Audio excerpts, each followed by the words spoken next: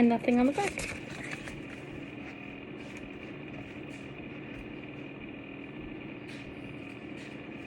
According to Merriam-Webster, prostitution is the act or practice of engaging in promiscuous sexual relations, especially for money. In the U.S., it is no secret that the sex industry and sex work in general is highly looked down upon, and there is a huge negative moral stigma against it. Now, while I don't personally work in the sex industry, nor do I plan on it, I have studied the legalization of prostitution since about my junior year of high school, and I am a big advocate for sex work and equality in the sex industry and the legalization of prostitution in the United States. Today I want to share with you just a couple of the potential benefits that the US could see by legalizing prostitution, and I'm hoping that I can persuade you to also become an advocate for the legalization of prostitution. So first, I want to talk about the current legalization status in the United States. So as we all know, prostitution is very, very limited and illegal in the United States, but according to the article Countries Where Prostitution is Legal, published in April of 2020, there are only 10 counties in Nevada that allow prostitution, and despite popular belief, Las Vegas is not one of the cities located in those counties.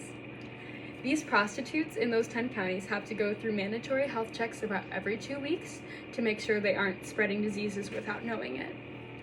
Many other countries in our world have legalized prostitution as well.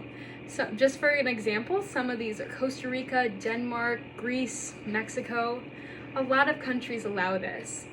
Many of these are highly regulated and also require mandatory health checks. And in a couple countries, the prostitutes even have to carry around a card saying, hey, I'm a prostitute, the government gave me this card, and just so their clients know exactly what they're getting into and they don't sleep with somebody who's not being tested regularly.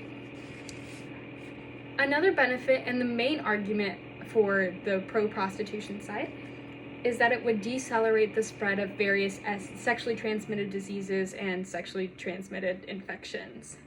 So according to the CDC's most recent data published in 2019, since 2014, chlamydia cases have increased by 19%, gonorrhea cases have increased by 63%, and primary and secondary syphilis cases have increased by 71%, and congenital syphilis has increased by 185%. These statistics are astronomical, and every single year they are rapidly increasing. I believe that if people are both educated and tested on these various diseases, they will eventually decrease if we all just know what we're talking about and getting into. But how do we know that the legalization of prostitution would decrease the spread?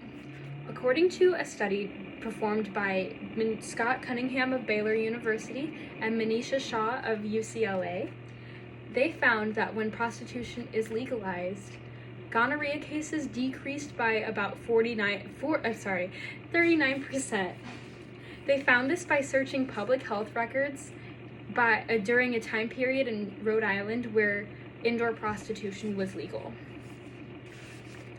Another benefit that comes with making prostitution legal in the United States is that it creates jobs and income for those who might need it. One of the main arguments against legalization of prostitution is that it's not real work. But if it creates if it creates income and jobs for people who might not have access to education or other forms of work, then how is that not considered just like any other physical labor that people might partake in, such as drywall, painting, lawn care, More people buy sex than you realize. According to the same study done by Manisha Shah and Scott Cunningham, 30% of single men over the age of 30 in the United States have purchased sex at least once in their lifetime. So clearly, we see that the need is there, and it's not going away even if it is legal. So therefore, it's just creating more jobs and income for people who might need it. And the government is frankly missing out on this they're missing out on this opportunity of taxing sex, which is a whole nother debate in itself, but they are missing out on the opportunity of creating more jobs, lowering unemployment, and they can make more money just by having it as a real career, not illegal. Lastly, I want to talk to you about the criminalization and stigmas against the sex workers in the sex industry in the United States. So it is no secret, as I said earlier, that it's highly, highly looked down upon in the United States. I just want you to take a moment and think about all the words and phrases that we use in our general day-to-day life to degrade people in the sex industry. I know what you're thinking, we all are thinking it, and there's a lot. Despite being one of the oldest professions, society continues to degrade and look down upon the people in this profession. The stigma and criminalization of prostitutes in the United States is only further creating a breeding ground for more criminals. If we get rid of prostitution, there's a really high chance that the moral stigma against prostitutes will change.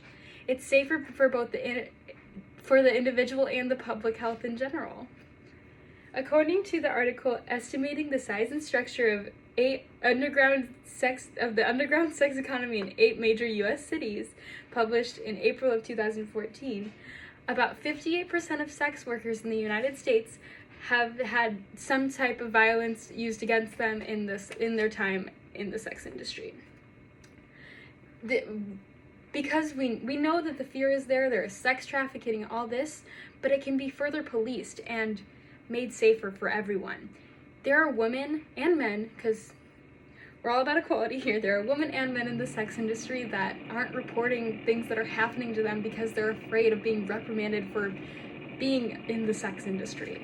If we take away that fear, then statistics go down rapidly. Next, I just want to give you a quick overview about what we talked about today.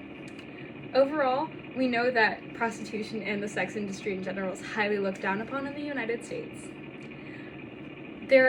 Even though there are many, many benefits that the U.S. could benefit from legalizing prostitution.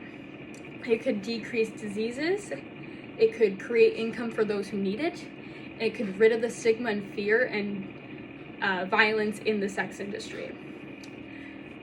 I hope you all feel educated on these topics, and I hope you are persuaded to make the right decision and maybe become an advocate for the legalization of prostitution in the United States. Thank you.